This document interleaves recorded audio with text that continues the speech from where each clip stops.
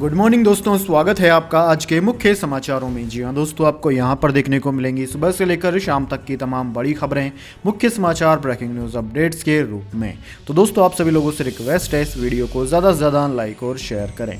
तो चलिए दोस्तों, जान लेते हैं आज की पहली बड़ी खबर। आरएसएस की विचारधारा के आलोचक थे नेताजी सुभाष चंद्र बोस, बोले सुभाष चंद्र बोस की बेटी।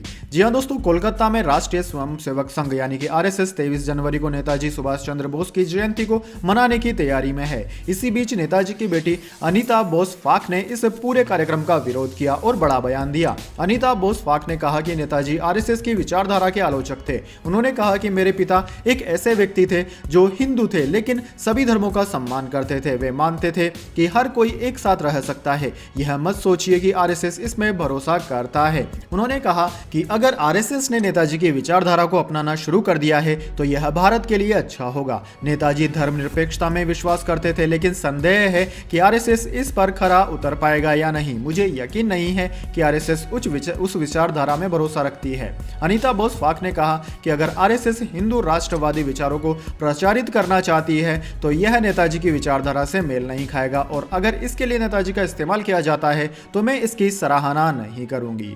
इसके बाद दोस्तों, अगली बड़ी खबर। पाकिस्तान की मुश्किलें खत्म होने का नहीं ले रही है नाम, वर्ल्ड बैंक ने दे दिया झटका। जी हां दोस्तों, आर्थिक तंगी से जूझ रहे पाकिस्तान की मुश्किलें कम होती नहीं दिख रही है। वर्ल्ड बैंक से मदद की उम्मीद लगाए बैठे पाकिस्तान को फिर झटका मिला है। पाकिस्तान को वर्ल्ड बैंक से मिलने वाली राहत में देरी हो रही है। सूत्रों के मुताबिक वर्ल्ड बैंक ने पाकिस्तान को मिलने वाले कर्ज को अगले वित्तीय वर्ष के लिए टाल दिया है। इस साल पाकिस्तान को वर्ल्ड बैंक से 1.1 अरब डॉलर का कर्ज मिलने वाला था, लेकिन वर्ल्ड बैंक से मिलने वाली वित्तीय सहायता जून 2022 से अटकी हुई है, लेकिन इस बारे में अप्रैल में फैसला लिया जाएगा। दोस्तों, आर्थिक संकट से जूझ रहा पाकिस्तान दुनिया भर से मदद की गुहार लगा रहा है। ऐसे में वो वर्ल्ड बैंक, MIF सहित कई देशों के सामने हाथ फैलाकर पसार रहा है, लेकिन पाकिस्तान को राहत मिलती नहीं दिख रही है। हालांकि पाकिस्तान को UAE से थोड़ी मदद जरूर मिली थी। UAE ने पाकिस्तान को 2 अरब डॉलर का कर्ज दिया था। इसके बाद दोस्तों, अगली बड़ी खबर। स्वाति मालीवाल को कार से 15 मीटर तक घसीटा, एम्स के पास हुई बदसलूकी, आरोपी हुआ गिरफ्तार। जी हां दोस्तों, दिल्ली में एक हैरान करने वाला मामला सामने आया है। दिल्ली महिला आयोग की अध्यक्ष स्वाति मालीवाल को एक कार चालक ने 10 से 15 मीटर तक घसीटा। घटना दिल्ली एम्स के पास की है। पुलिस ने आरोपी को गिरफ्तार कर लिया है। दोस्तों, स्वाति मालीवाल ने ट्वीट कर बताया कि कल देर रात वे दिल्ली में महिला सुरक्षा के हालात का जायजा ले रही थी, तभी एक गाड़ी वाले ने नशे की हालत में उनसे छेड़छाड़ की। जब उन्होंने उसे पकड़ा तो गाड़ी के शीशे में उसका हाथ बंद कर चालक ने उन्हें घसीटा। मालीवाल ने आगे कहा कि भगवान ने जान बचाई। यदि दिल्ली में महिला आयोग की अध्यक्ष सुरक्षित नहीं है तो हाल आप सोच सकते हैं। दोस्तों, मिली जानकारी के मुताबिक घटना बुधवार देर रात की है। स्वाति एम्स के गेट नंबर 2 के करीब थी। इस दौरान एक कार चालक ने उन्हें अपनी कार में बैठने के लिए कहा। स्वाति ने जब कार चालक को फटकारा तो उसने तुरंत कार का शीशा ऊपर कर लिया। इस दौरान स्वाति का हाथ कार में फंस गया और चालक उन्हें 10 से 15 मीटर तक घसीट कर ले गया। पुलिस के मुताबिक रात 3:11 पर एक PCR पर उन्हें एक कॉल आया। एम्स बस स्टॉप के पीछे सफेद रंग की बलेनो कार के चालक ने एक महिला को गलत इशारा किया और उन्हें घसीटा, लेकिन महिला बचने में कामयाब रही। पुलिस ने वाहन मालिक को पकड़ लिया है। इसके बाद दोस्तों, अगली बड़ी खबर। पहलवानों के समर्थन में दिल्ली कूच करेगी हरियाणा की खाप पंचायतें, सरकार को सीधी चुनौती। जी हां दोस्तों, देश को मेडल दिलाने वाले खिलाड़ी दिल्ली में जंतर मंतर पर धरने पर बैठे हैं। उनके मन में कुश्ती महासंघ को लेकर कई सवाल हैं, नाराजगी है और जुबा पर आरोपों की लंबी लिस्ट है। उन्होंने महासंघ के अध्यक्ष ब्रजभूषण शरण सिंह पर कई गंभीर आरोप लगाए हैं, लेकिन सबसे संगीन यौन शोषण का आरोप है। हालांकि महासंघ के अध्यक्ष इन सारे आरोपों से इनकार कर रहे हैं। इन सबके बीच खिलाड़ियों और महासंघ की लड़ाई में अब हरियाणा की खाप पंचायतें भी कूद पड़ी है।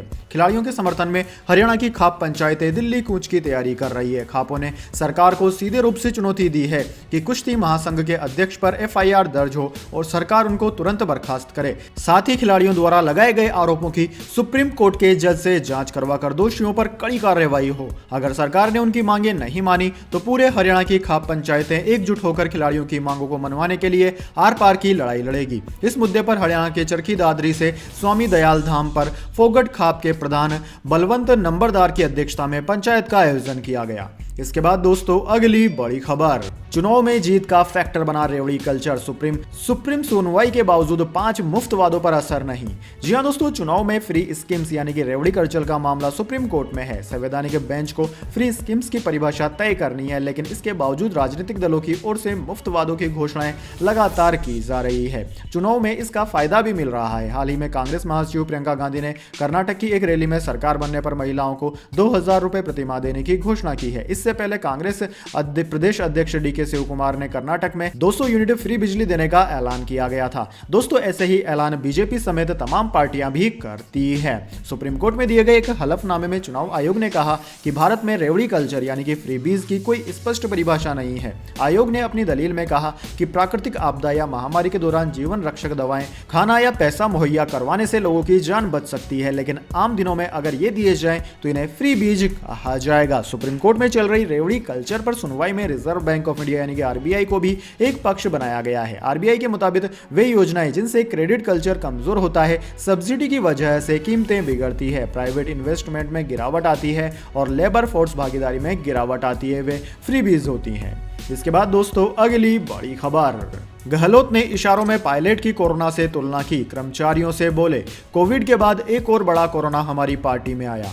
जी हां दोस्तों, मुख्यमंत्री अशोक गहलोत और सचिन पायलट के बीच कोल्ड वार एक बार फिर शुरू होता दिख रहा है। कर्मचारी संगठनों के साथ सीएम अशोक गहलोत की बजट पूर्व हुई बातचीत का एक वीडियो सामने आया है, जिसमें बिना पायलट का नाम लिए उन्होंने सियासी संकट और पायलट की तुलना कोरोना से कर दी। बुधवार को बातचीत के दौरान संविदा कर्मचारियों के नेता शमशेर भालू खान ने सीएम से नहीं मिलने की बात कही तो गहलोत ने बात काटते हुए कहा कि आप ठीक कह रहे हो, मैं मिलने लगा हूं, पिछले सोमवार को मिला था। क्या हुआ कि पहले कोरोना आ गया, फिर एक बड़ा कोरोना और आ गया हमारी पार्टी के अंदर। कभी उपचुनाव, कभी राज्यसभा चुनाव में भी वोट कहीं पड़ रहा है, हम कहीं हैं। बहुत खराब टाइम था, जो टाइम बीत गया है न वह अलग तरह से बीता है। इसके बावजूद भी आपके सहयोग, आशीर्वाद, समर्थन और दुआओं से हम शानदार स्कीम लेकर आए हैं। यहाँ पर दोस्तों ऐसा माना जा सकता है कि अशोक गहलोत सचिन पायलट के ऊपर ही निशाना साध रहे थे। इसके बाद दोस्तों अगली बड़ी खबर, सौरभ कृपाल को दिल्ली हाईकोर्ट का जज बनाने पर अड़ा कॉलेजियम, केंद्र सरकार को फिर भेजी सिफारिश। जी हां दोस्तों, सुप्रीम कोर्ट कॉलेजियम ने सौरभ कृपाल को दिल्ली हाईकोर्ट का जज नियुक्त करने की सिफारिश दोहराते हुए केंद्र को सिफारिश भेजी है। कॉलेजियम का कहना है कि हर एक व्यक्ति को अपने मन मुताबिक सेक्सुअल ओरिएंटेशन रखने का अधिकार हासिल है। सौरभ कृपाल के अपने सेक्सुअल ओरिएंटेशन को लेकर खुलेपन के चलते उनकी जज के तौर पर उम्मीदवारी को खारिज नहीं किया जा सकता। इसके अलावा कॉलेजियम ने कहा कि सौरभ कृपाल का व्यवहार हमेशा उत्कृष्ट रहा है और जज के तौर पर उनकी नियुक्ति बेंच में विविधता को बढ़ाएगी। कॉलेजियम का यह भी कहना है कि असंवैधानिक पदों पर मौजूद बहुत से लोगों के पार्टनर विदेशी नागरिक रहे हैं। ऐसे में विदेशी पार्टनर होने की वजह से उनका नाम खारिज करने का कोई औचित्य नहीं है।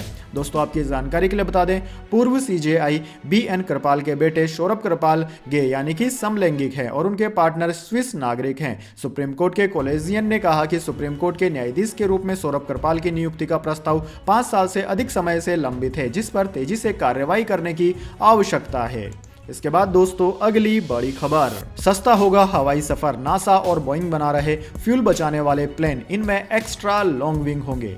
जी हां दोस्तों, आने वाले समय में लोग सस्ता हवाई सफर कर सकेंगे। दरअसल नासा और बोइंग एमिशन कम करने वाले सिंगल आइजल विमान के निर्माण, टेस्टिंग और फ्लाइंग के लिए सस्टेनेबल फ्लाइट डेमोन्स्ट्रेटर प्रोजेक्ट पर एक साथ काम कर रहे हैं। नासा ने बुधवार को इस पार्टनरशिप की घोषणा की। ये विमान पर्यावरण को कम नुकसान पहुंचाने के साथ फ्यूल भी बचाएंगे, जिससे हवाई सफर सस्ता होगा। 7 सालों में नासा इस प्रोजेक्ट के लिए $42.5 करोड़ का निवेश करेगा, जबकि कंपनी और उसके पार्टनर्स एग्रीमेंट के तहत तय की गई फंडिंग से बचे हुए भाग यानी कि करीब 72.5 करोड़ का योगदान करेंगे। इसके अलावा नासा टेक्निकल एक्सपर्टाइज और फैसिलिटीज में भी कंट्रीब्यूशन करेगा। नासा एडमिनिस्ट्रेटर नेंसल ने कहा कि अगर हम सफल होते हैं तो हम इन तकनीकों को 2030 तक विमानों में देख सकते हैं।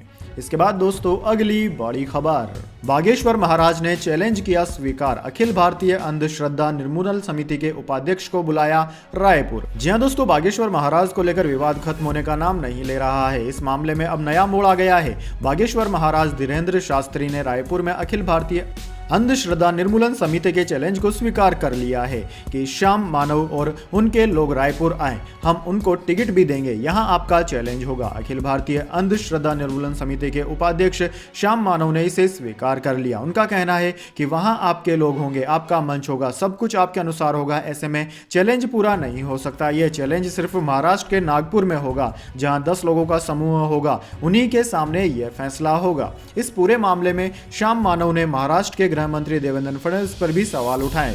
श्याम मानव ने कहा कि यह पूरा मामला कानूनन बनता है। उन्होंने कहा कि देवेंद्र फडणवीस पुलिस के चीफ हैं, ऐसे में कार्यवाही नहीं हो रही है।